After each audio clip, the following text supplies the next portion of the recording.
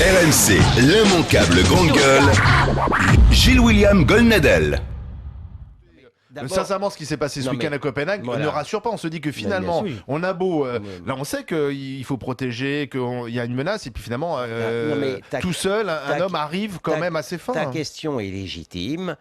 L'islam radical, même s'il est minoritaire, a un vivier relativement nombreux. On est à la merci de délinquants qui sont passés par la case prison et qui ont un flingue, ou mieux encore. Et donc, c'est extrêmement difficile, même pour des forces de police qui sont bien renseignées, de pouvoir endiguer le mal. Et par rapport à cette impuissance que tu décris, le pouvoir politique est effectivement tenté, et on peut parfaitement le comprendre, de se payer, si j'ose dire, en bonne parole. Bien, à partir de là, je vous appelle quand même à une relative compréhension. Valls, c'est vrai, non mais c'est vrai, Valls tire un peu à Adia. Le lundi, c'est l'apartheid. Le mardi, c'est l'islamo-fascisme.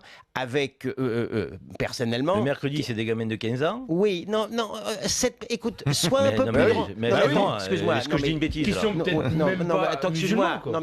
Tu es avocat, mais attends, c'est les faits que tu ils juges. sont pas musulmans. On peut être antisémite sans être musulman. Non, mais ça... Je suis... Quand tu as employé le mot islamo-fascisme, à un moment donné, s'il n'y a pas de fait en face, ça tombe dans l'eau, quoi. Mais Didier, Valls n'avait pas besoin de ce problème de cimetière pour tirer les conclusions de ce qu'on vient de connaître avant. Mais je veux dire, je suis pas le plus mal... en référence à ça. Écoutez, je suis suffisamment... Il me semble de pas en voir...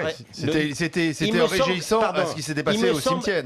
J'essaie d'être juste. Il me semble de ne pas être en déficit de critique de ce que j'ai appelé moi-même l'islamo-fascisme, pour rappeler à tout le monde que tous les musulmans ne sont pas antisémites et que tous les antisémites ne sont pas musulmans. Il ne faut pas non plus tout oublier. Il ne faut pas non plus devenir fou. Mais ce que je veux dire par là, c'est que aujourd'hui, après 20 ans ou 30 ans de cécité intellectuelle, de raté complète, je me permets de le rappeler, sur l'immigration, sur l'intégration, on paye maintenant l'addition et elle va être très difficile à régler.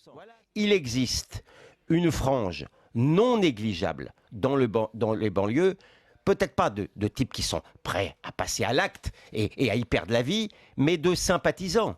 Ça se recoupe d'ailleurs avec les sondages qui sont faits sur la montée de l'antisémitisme dans les banlieues. Donc on ne peut pas sous-estimer le phénomène. RMC, l'immanquable grande gueule.